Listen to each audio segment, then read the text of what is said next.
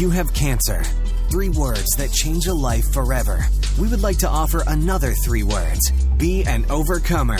Welcome to the 1% Podcast, where our conversations with other cancer warriors, survivors, and caregivers allows us to give you that extra boost you need to face your challenge head on, live life from a new perspective, and forge a path that keeps you moving free and clear. Now, welcome your host and cancer survivor, Truett Taylor.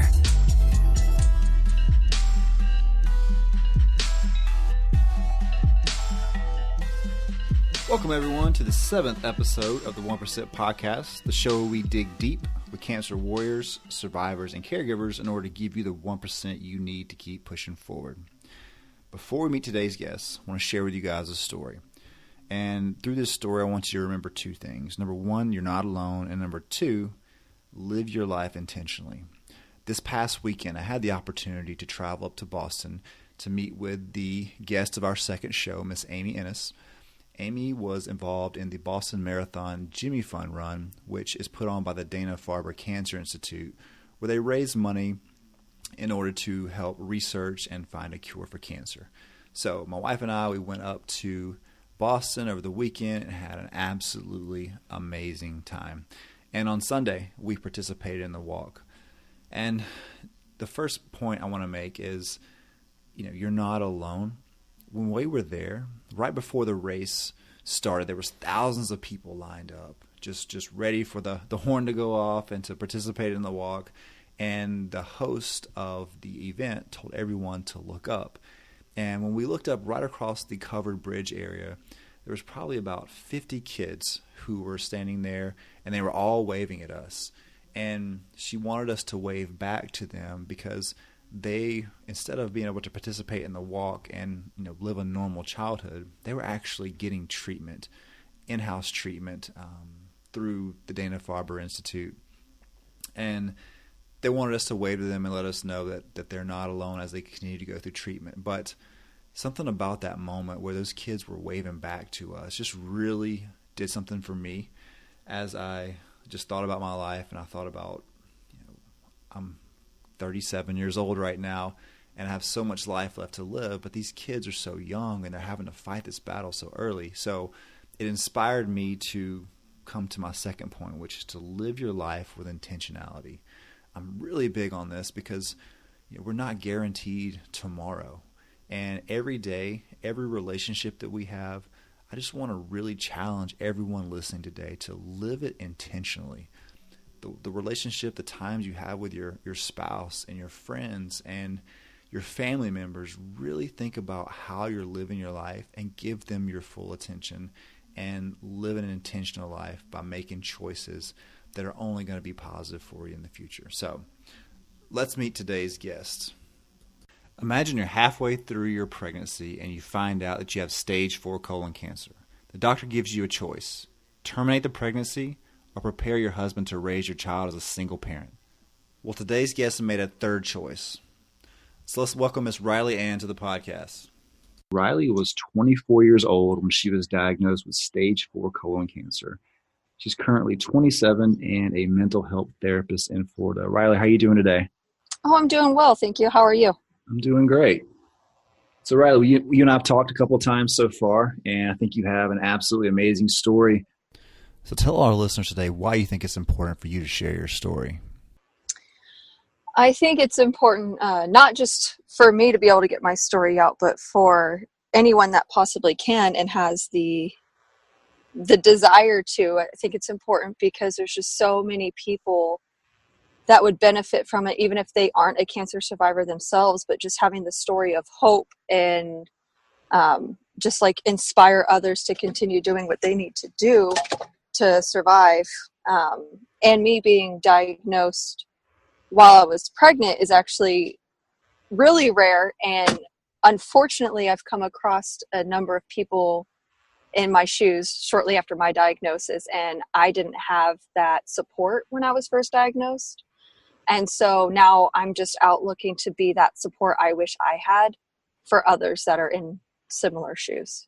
I think that's amazing. What do you hope people take away from your story today?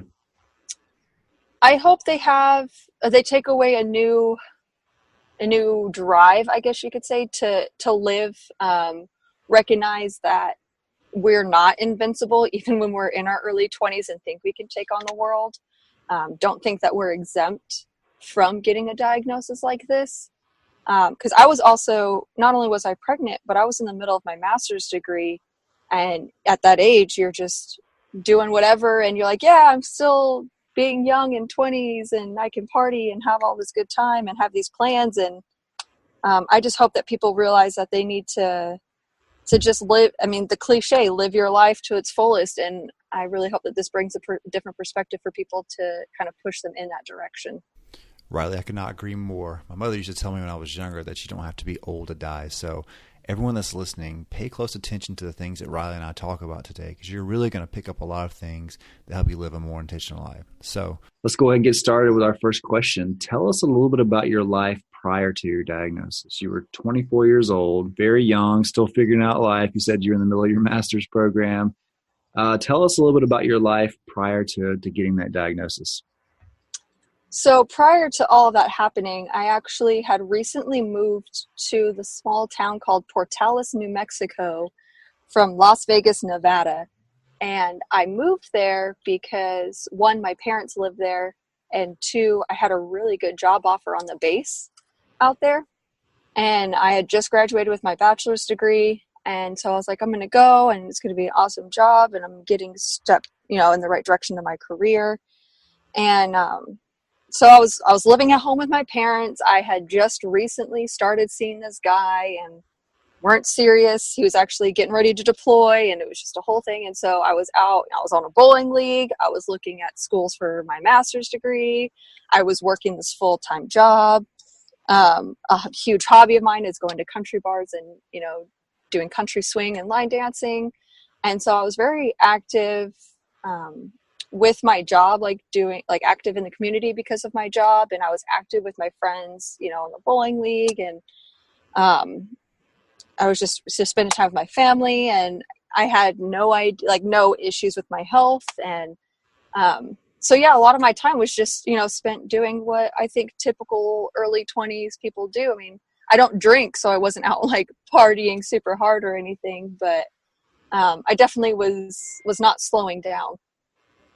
Yeah. So if you think back to that time, what did you think your life was going to be like? Did you have plans going forward as far as your job and your degree and everything? Yeah, actually, I mean, yes, but no. I had plans to get my master's degree in social work. I had no idea what I wanted to do with it. I was playing with a few different ideas. But I really, truly had no, I didn't have a set direction with that.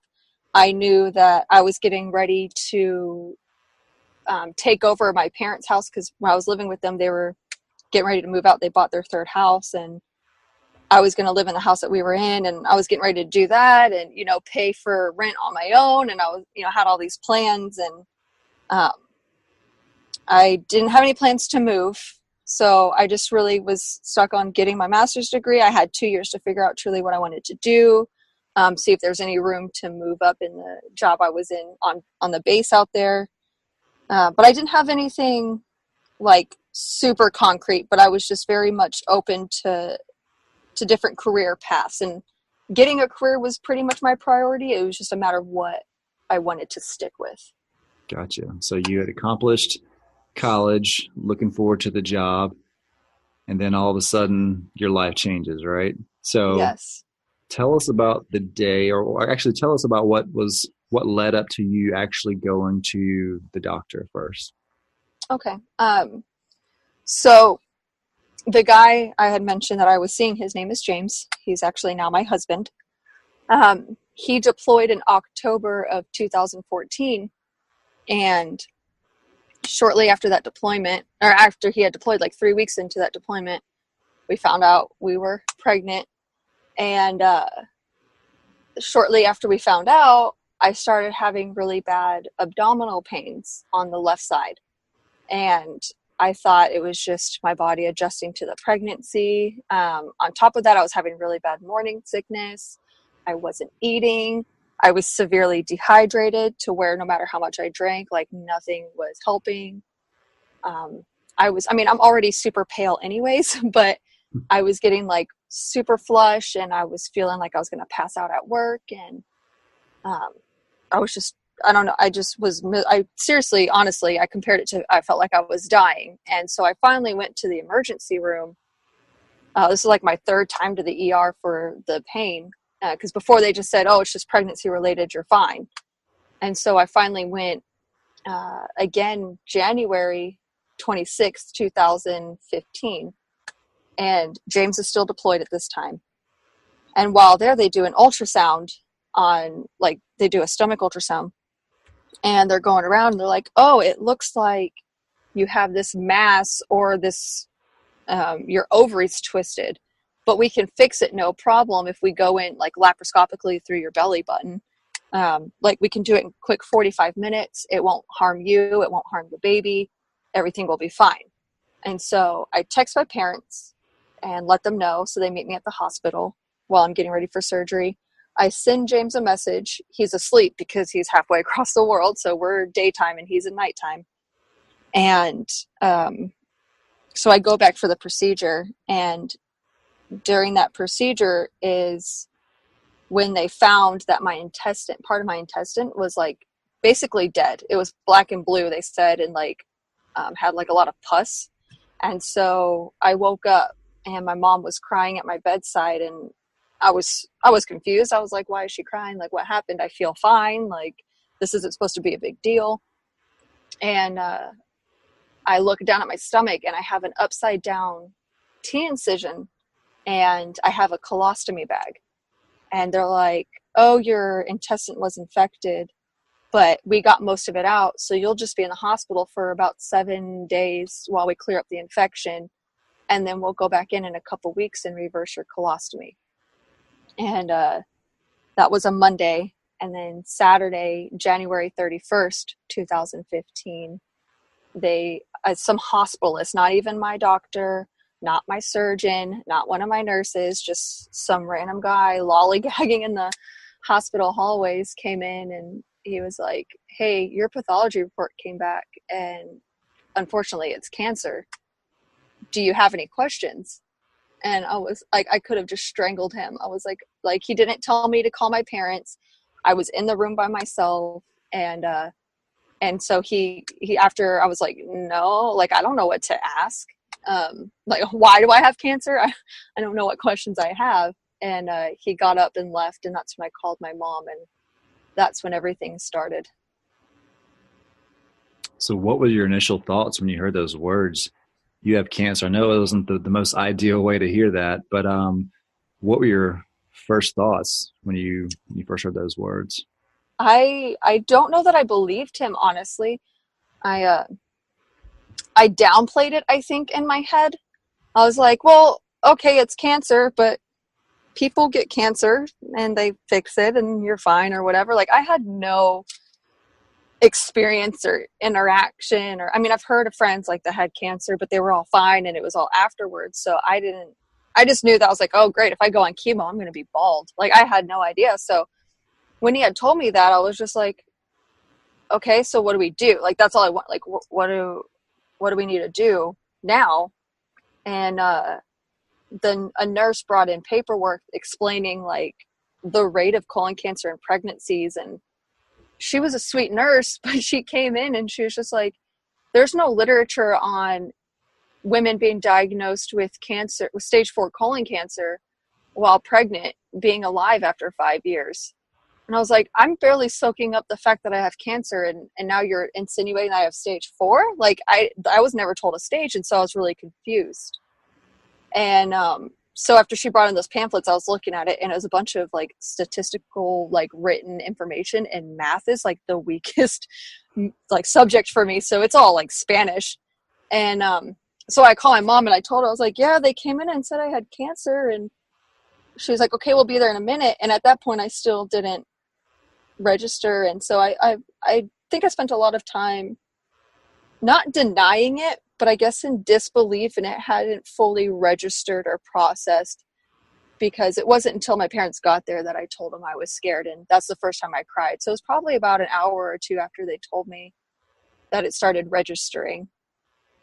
So here you are, you know, you're happy, you guys get pregnant, and then all of a sudden you wake up to, you know, a colostomy bag and then hearing the words that you have cancer. What was Yeah. your biggest fear once you had time to process that? You said you were scared when your parents came up there. What was your biggest fear at that moment? I think that my biggest fear at the time, I laugh because I think it's silly now, and hindsight's always 2020, but I was worried about looking sick and losing my hair. I wasn't worried about dying. I wasn't worried about losing my baby. I was worried about the way I would look, because I didn't want people to look at me and treat me differently because I quote unquote looked sick. And it tore me up because I couldn't imagine how my parents felt having their child be diagnosed with cancer. Yeah. I can only imagine being a parent, you know, hearing that, seeing your daughter, you know, there in the bed and finding out that she's, you know, she has cancer and everything. As you started your, you know, your treatment plans and things like that, will you walk us through that and tell us exactly, you know, after you got the diagnosis, what kind of treatment that you had and where your track went as far as going from the hospital all the way until the very end? Yeah. So where I was diagnosed and had my first initial surgery is called Clovis, New Mexico, and it's another very small town. It's about 20 minutes from Portales, and it's on the border of Texas and New Mexico, honestly. And so they had me transported to Lubbock, Texas, their university hospital, which is about a 2-hour drive from my house, from where I lived. And because basically my town was like, I don't know what to do with you. Like, you're pregnant and you have cancer, that we don't do that. So they sent me, and in that hospital, I had the top oncologist come in, and they started talking to me about plans and expectations. And they were talking about if we need to do like an MRI to see where the cancer is, if it's spread anywhere. Because at this point, we only had notes from what the surgeon saw when they had cut me open. And I couldn't do any scans because I was pregnant. So they did an x-ray of my lungs. They did an ultrasound on my kidneys, my spleen, and my liver, just a couple other organs. And I also had my baby closely monitored, like the heart rate and the growth and everything. And they didn't find any additional cancer at that point. And so I just had continuous blood work. And then I was transported there on a Sunday. And James actually got back from his deployment that day, actually. And he met me out there. He got brought back early. And so from Sunday to Friday, we were just kind of waiting. I was getting the procedures, scans or not scans, ultrasounds, blood work, and all that. And then on Friday, the oncologist comes back in with a high-risk OB. So I had 2 high-risk OBs on my team and then the head oncologist on my team. And she comes in and they're discussing my case at the tumor board. And she was like, well, based on the surgeon's report, you had cancer left in your abdominal lining area. And so you're stage 4. And the high-risk OB looked at me and he was like, we can get you through this pregnancy. That's not a problem. And then he turned and looked at James and my family. My parents were in the room. And he was like, but you guys need to make arrangements for once the baby is here for James to be a single father, because she probably won't have much longer after the baby's born. Wow. And to see that reaction on my dad, honestly, because my dad, he's prior Air Force. He's this, big Southern guy, tough and guns and all that. And to see him just look so defeated, I think that killed me more on the inside than finding out I had cancer. It's a sight that won't ever leave my mind. And so I turned to the oncologist and, not understanding fully how staging works. So I was just like, I'm stage 4 because of where it's at, but not because of how bad it is. To me, it was like, it's stage 4 because it moved, but it's not stage 4 because it's an aggressive cancer that's going to kill me. I don't know how I defined it in my head, but it just wasn't clicking. And so I kept re-asking questions. And I think it finally eventually clicked. I'm not really sure, but I was actually released from the hospital that day, and my oncologist was like, I want you to go to MD Anderson in Houston for another opinion, because I want to see what they decide as far as chemo while pregnant or what you want to do. And she left, and the high risk OB stayed behind, and they asked me if I wanted to terminate the pregnancy. And well, I straight up asked them, I was like, if I terminate, is it going to change any of my chances of survival? Like, do I have a higher chance of living? And they said no, because you would still get treated the same, because you don't need radiation due to the location of your tumors. And so I was like, okay. I was like, well, I got pregnant. God brought me here. I'm going to go ahead and do what I need to do to keep myself here, because I promised my parents that already. And I'm not a good mom if I'm dead to this child. So let's do what we need to do. And if I'm meant to have this baby, then God will get us through this together. So we went to MD Anderson, and like a week or two after I was released from the hospital, so it wasn't long. And while there, the oncologist was like, well, we can start chemo in your second trimester, which I had just entered my second trimester. So we could start now. We can take the baby about 26 to 28 weeks. They'll be in the NICU, and then we could start you on chemo. Or, there was that. Okay. So yeah, it was those two, or, we can terminate and you can start chemo right away. And so I asked about side effects to the baby and all of that and what my options were. And they did tumor testing on me, and I'm what's called high MSI. So the basic chemo that they wanted to put me on, and appropriately named 5FU, I couldn't be on it because my tumor wouldn't respond to it. So I had to be on the next step up, which is FOLFOX. And that one they have very, very minimal literature on. And they said, we're expecting, if anything, low birth weight if you go on this chemo. And I was like, okay. And if we take the baby early, we're expecting lung issues and low birth weight. I was like, so to me, I feel like we're looking at very similar outcomes no matter what path we take. So let's just start chemo. So, and, yeah. Question for you. So, yeah, you're having to decide whether to terminate the pregnancy. You've already been told from the doctor that, having the baby could, take your life completely. Mm-hmm. And so you're having to decide between getting chemo while you're pregnant, terminating the pregnancy. Mm-hmm. And you said something a second ago where you said that,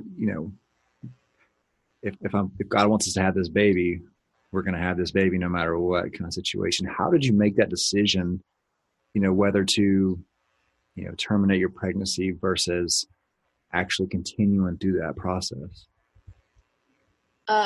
It was a lot longer of a process than my story just made it seem. I confided in a really, really, really close friend of mine, and we were bouncing ideas back and forth, and he shared with me, he was like, he was against me doing chemo while I was pregnant. He just said, he's like, don't you think that's a little selfish? Like, the baby doesn't have a choice and all of this stuff. And I just wasn't feeling as supported as I felt I should have been. So when I wasn't agreeing with what he was saying, and it was bothering me that he wasn't agreeing with me, that told me that my gut knew what I needed to do. And clearly I consulted with James, the father of the child, and mm-hmm. he was with my parents. He's like, do what you need to do to keep yourself here. And so after a lot of thinking, and I have, strong faith. And so I prayed and, just continued talking about it, and went to my oncologist again and had their opinions again. And they were all really supportive of, if I terminated, they said, no judgment. We will do it. No problem. We'll get you extra help if you need that help. If you want to keep the baby, we're totally supportive. I'm very thankful for the team I had, apart from the fact that the OB was super negative about my lifespan. But the judgment-free, no matter what direction I went, was super appreciated. So I've after disagreeing with my friend and, having the support of James and my parents and my oncology team, I felt really good about my decision. I don't know that it was like hard to make, because I think my gut knew right away what I wanted to do, but I still took the time to think about it. But I knew what I was going to do. I think that's super courageous. Like just listening to that, knowing that there's a chance that you will lose your own life, but deciding not to, terminate the pregnancy and keep going forward. I think that's amazing.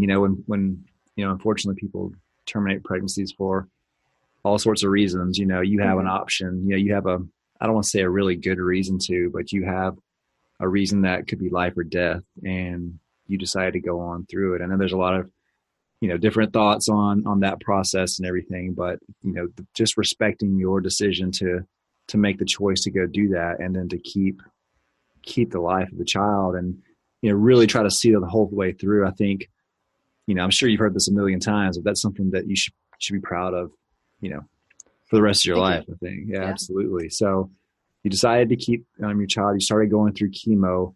When you were, and it's funny because I ask this to everybody, but in just giving your situation, I'm sure you've heard all sorts of crazy things, but we all get advice from people, right? Some good advice, some bad advice, some ridiculous comments. Some people seem to tell you how many people they know have died from cancer whenever you got it, right? Yeah. Because that's encouraging. But right. But what kind of advice, did you get that, let's say you listened to, and then some advice that you're like, kind of like, why did you even tell me that? So, I mean, the why did you even tell me that is pretty much what you said. My uncle's cat's dog's cousin's third removed had this cancer, just you hear it. Or my family member had colon cancer and then they died. Or my friend had it and they stood on their head and ate a pine cone while doing push-ups 4 times a day and they survived and they didn't do chemo. And if you drink wheatgrass, or if you, just ridiculous stuff, I stayed away from. And I'm not saying that it doesn't work, and I'm not saying people shouldn't do it if they believe it works for them, but that wasn't for me. What I believe in is Western medicine, and I'm going to do exactly what my surgical team says, exactly what my oncology team says, and I'm not going to incorporate anything natural. I eat like crap. I'm going to be totally honest with you. I eat red meat probably more than I should. Like, I love burgers and I love steaks, and apparently it causes cancer, whatever. I love it. And I have cancer. I'm going to eat what I want. So I kind of stayed away from that. I respected it. I said, thank you, for your advice, or thank you for thinking of me. I've had people tell me to start smoking pot. 1, I'm not interested in smoking anything. And 2, my husband's in the military. I'm not about to get him in trouble. It just wasn't for me. Some people do it. So once again, I thank them, just ignored it. And then the advice I did take, and I think this might sound bad, but nothing really sticks out. And I'm not saying that I was alone and no one helped me, because I had tremendous support from my support group I have one on through Facebook. But just not necessarily having advice, but just having someone to kind of go to and be like, this sucks. This side effect is kicking my butt. Like, I can't deal with this nausea. I can't deal with this fatigue. I can't, deal with this numbness in my hands or my feet. And just having that to go to. And some people recommended certain lotions, certain essential oils to smell, to help with the nausea during chemo and infusion, or stuff like that. I had a lot of people help me with side effects, I guess, and just giving me the emotional support. What's one thing that you would recommend people who, let's say people that listen to this that don't have cancer, what's one thing you would recommend that they could say to someone who does have cancer? Do not tell them about your friend that had cancer and died from it. That. And then also, if you having a friend or a loved one diagnosed, don't ask them what they need. Just do something. Bring them a meal, do their laundry, show up to clean. Don't expect them to talk or be interactive. Let them sleep on the couch while you do their dishes, or just sit there and exist in the same room as them and watch TV, just so they don't feel alone. Because sometimes that's just all you need, is just the companionship of someone being there. Even if you're not interacting, and even if you're too sick to talk, or you're in the bathroom and out of the bathroom, like vomiting, or, you know, you have diarrhea or whatever it is. Take my animals for a walk, you know, like just do something, because we're not going to, like, it's so difficult to answer that. And it might sound weird, like, well, what do you need? Why don't you just tell me what you need? Sometimes you're just too sick and too tired to even think or like decide where to even begin that you need help. So having someone just bring you crackers and ginger ale, or just bring over a movie, or mow their lawn, like it does amazing things. I think sometimes you just need everything. Like, I need a Yeah. meal, I need someone to talk to, I need, you know, and then sometimes you need nothing, just someone to just know that someone cares about you, you know, too. I think there's Yes. moments where you don't feel like having a conversation or doing anything or whatever else, just knowing that someone cares about you. I think that's, you know, that's part of the whole healing process in my mind as well Yes, too. absolutely. So, you know, you're going through a rough battle, right? You've got all these things going for you, and you have this extra situation as far as being pregnant and chemo and all those things, and having to make a huge decision about your life, the baby's life.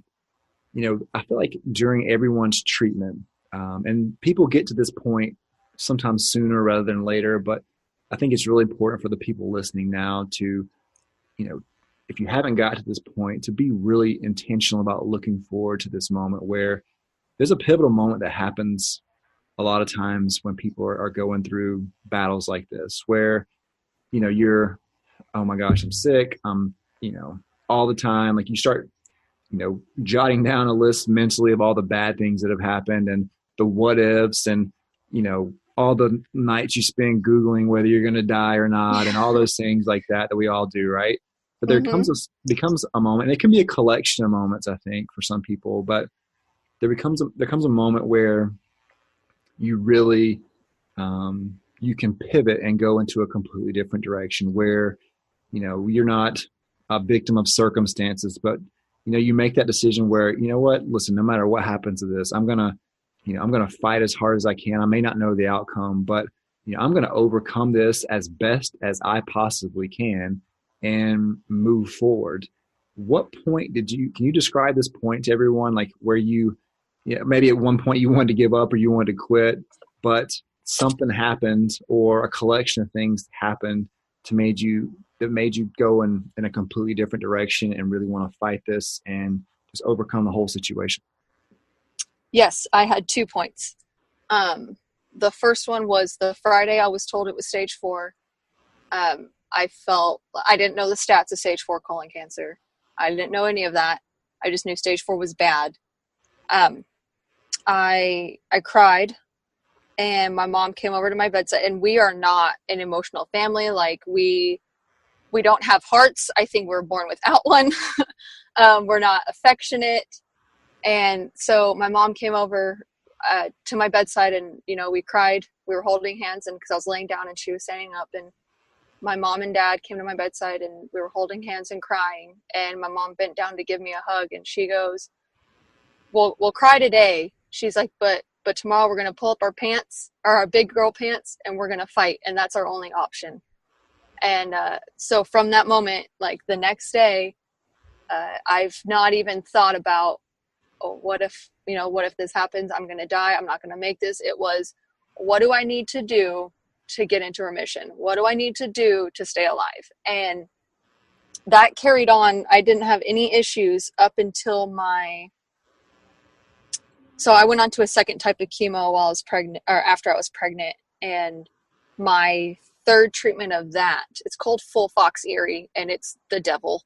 I was beyond sick, and I don't even know how to like paint a picture for people to understand, but I was bedridden, and I had a newborn at home that I couldn't interact with, and I was laying on the couch, and the feeling of just being sick was just constant. There was nothing to get rid of it. I was on multiple anti-nausea medications. I was constantly dizzy.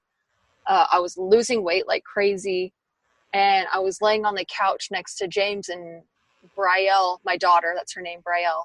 She was, oh geez, probably 4 months old. And I remember saying, I was like, I'm done. I'm not doing any more treatments. This is it. Like, my quality of life is non-existent. Like, I can't keep doing this. It's just not worth it. And James had Braille, and he put her on my lap, and he goes, this is what you're fighting for. Like, remember why you're doing this. And that like snapped me out of it. And I finished chemo. It was miserable. I fought it tooth and nail. I was so miserable. But January 21st, 2016 was my last chemo treatment. And so those were my I had two, I think, turning points of, going from giving up to not, to giving up to not. Yeah, I think in life, with most situations, we need to be either taught or reminded. And, your mom said, hey, let's cry today, but tomorrow, this is what we're going to do. We're going to fight and go forward tomorrow. And you know what? You're like, okay, let's do that. And you started getting all the information you needed. And then once your daughter was born, your husband reminded you, hey, listen, this is what we're going to fight for right here. And you got through the worst of the worst, as far as your symptoms and your side effects. And he just reminded you, what you were fighting for. And I think that's so amazing. And I hope everyone listening to this, you can look at your life right now and say, what am I fighting for? And because we're all fighting for something, whether it's ourselves or someone else, we're all fighting for something that is more important than us. And, you having a daughter, all the responsibilities, being a mom's a full-time job, and not to mention everything else that you have going on, and being a wife and having your career and everything else and stuff. But at that point, like your daughter being the primary focus that pushed you through that tough time, that really kept you fighting when you wanted to give up, I think is absolutely amazing. And I appreciate you sharing that with everyone, because that's something that's a real authentic moment that people need to think about in their lives. Like, what is it that I'm fighting for? If you had one piece of advice to give to give someone who is listening, I guess to give them that 1% they need to keep fighting right now, what would it be? Specific to cancer, my favorite saying that kind of kept me going through a lot of it was reminding yourself that you have cancer. Cancer doesn't have you. Like, we may not be able to control that we have this illness or diagnosis, but we can control how we react to it. We can control how we move forward, what we get from it. We can control our medical team. We can control what treatments we take. We have control to an extent, so don't focus on that little bit of control you don't have, and just recognize that you're the one that has it, not the other way around. Absolutely. So now that you finished up your treatment in your life, as going a completely different direction, tell us how you've adjusted to your new lifestyle. I know you're really big into your health now, even though you may be eating burgers and steaks all the time. So working out. I mean, you got to feel, right? You got to feel the energy. Right. Tell us about how you've adjusted to your new lifestyle, because there's a pre-cancer Riley and there's a post-cancer Riley. So absolutely. Tell us about how your perspective on life's different now that you're in remission. Well, physically, it's a sort of a challenge, not as bad as most have, I would think. But I had what's called a HIPEC procedure in February 2016 that actually took out the rest of my cancer and put me in remission. And it's a huge, huge procedure. And so now I have a lot of my organs missing. And so my insides kind of readjusted. And so now I have a lot of discomfort in my abdominal area. So there's certain things that I have to kind of take precaution on, as far as like making sure if I stand for too long, I'm in pain. I have to sit at an angle now and all that kind of weird stuff. But I found that working out helps that, to build that muscle, so it's not getting so tired as easily, because I'm missing my omentum, and that protects our organs in our abdominal lining. So I don't have that extra layer of protection. I think that's what causes that. So now I worked out before, but now I'm definitely more, I don't know, like honest with it, I guess you can say. Like, I'm more consistent. I have more of a reason to do it, so I push myself a little bit more. And I did not change my eating habits. I'm still eating burgers and steaks, and I regret nothing.